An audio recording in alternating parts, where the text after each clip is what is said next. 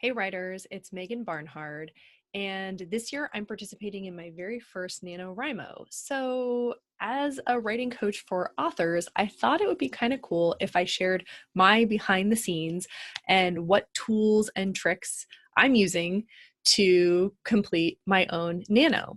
So I wanted to actually show you the planning doc I use. This is something I mentioned in the book Recipe for Outlining, and it's something I found incredibly helpful with all of my writing coaching clients, whether they're working on novels or on nonfiction books. So I wanted to show you what mine looks like. I'm going to go ahead and share my screen with you and yeah, just show you what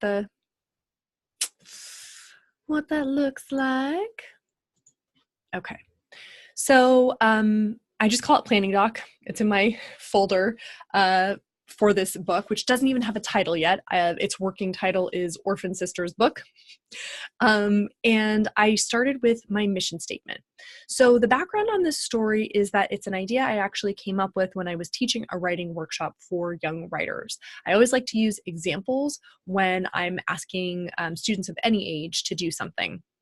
So I started kind of coming up with these specific characters, and then I was coming up with plot points and coming up with other examples to show these students. And eventually I came up with a theme that really resonated with me. And it's about sisters, and it's about the dynamic between older and younger sister, and something that I'm really interested in. So this is going to be a middle grade novel. I've got my mission statement. It's got my word count. I've got, just a little bit about my main characters, but it's not very long. It just really directs me about what my intention is. And at the end of my mission statement, I always like to have what I hope my readers' reactions will be. So at the end of this book, I want readers to cry and immediately call up their sisters and tell them they love them, although it's middle grade, so they probably don't have to make a call. But I want them to be sobbing and go, oh my gosh, I love my sister. Okay, so that's my goal. From the mission statement, I went and I tried several of the strategies I have in Recipe for Outlining. I thought, okay, well, how can I come up with an outer central conflict? I'll go from this character's trait and see what unfolds. But I wasn't getting something I liked.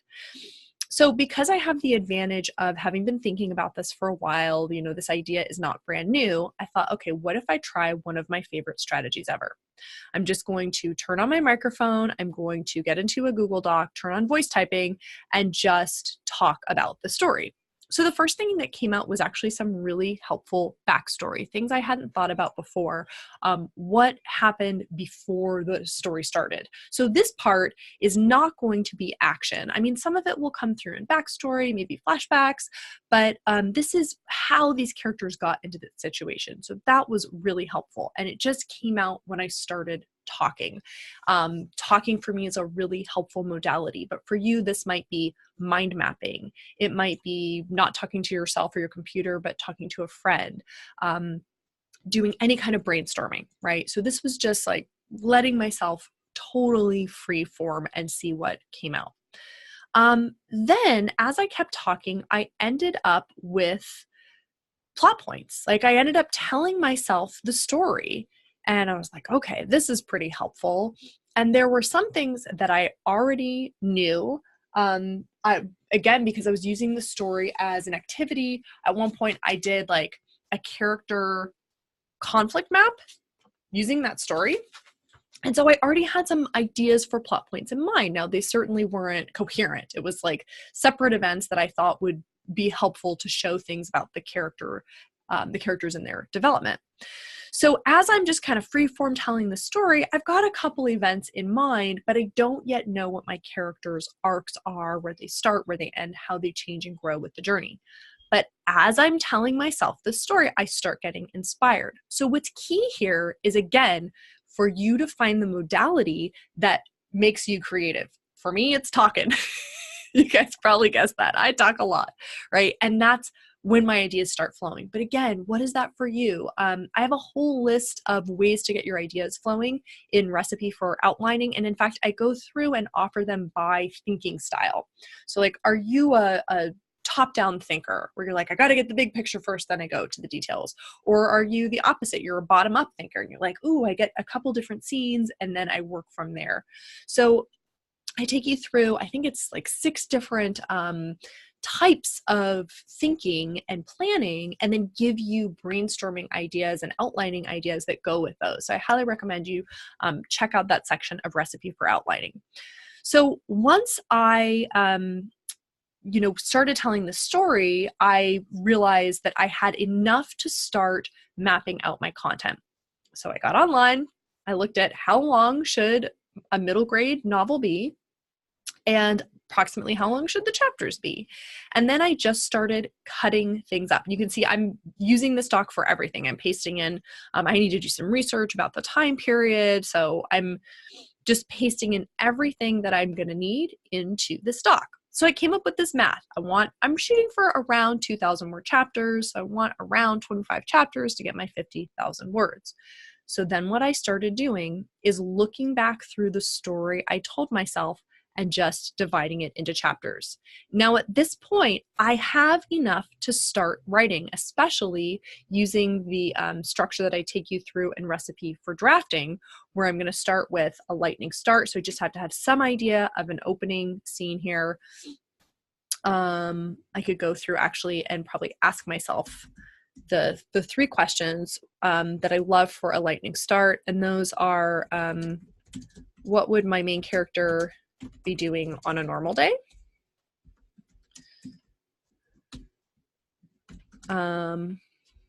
Where would she be? I skipped the first one.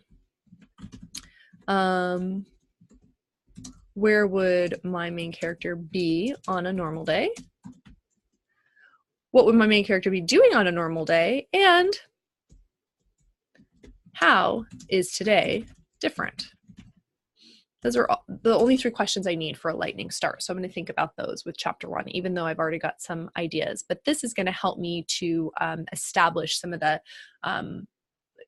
help readers be thinking towards some of that backstory I know I need to sprinkle in that I came up with about what happened before the story started. So I'm going to think through those. Then I put my chapter headings in bold just because you can see that makes them show up in my outline, but you can also use, headings.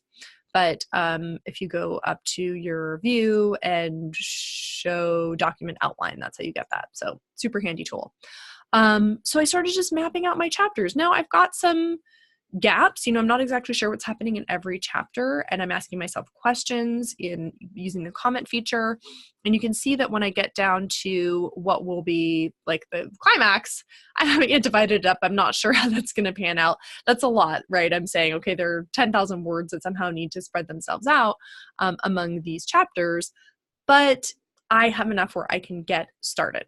So that's where I am so far. I haven't done any drafting yet. I haven't started any writing yet. I'm waiting till November 1st to start my drafting. But I hope you can see that a planning doc is really a powerful tool to use. And I showed you my preferred strategy, or what works for me, which is just talking out loud and telling my story. Go check out Recipe for Outlining and see some of the other ways of gathering the information you need.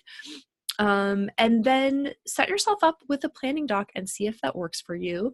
And I don't know, I'm just excited. Like, honestly, I have no idea whether I'll finish, whether I'll win. I'm a little bit nervous because I'm like sharing, hey, I'm going to do this. No idea. Never done a NaNo before. We'll see. It's all in the hands of the writing gods. But I figured, hey, I may as well have, I may as well share with you what I'm doing, because my hope is that it will inspire something for you. So even if I don't get a book out of this, or even if my book sucks, or even if I don't finish, hopefully you will be able to see some strategies that will help you tell your story when you're working on your novel for NaNo or for anything else. All right, I will keep posting more of these updates, and I'll check in with you guys later. Leave me a comment if you tried some of these strategies. Let me know how they worked for you. And I wish you, as always, happy writing.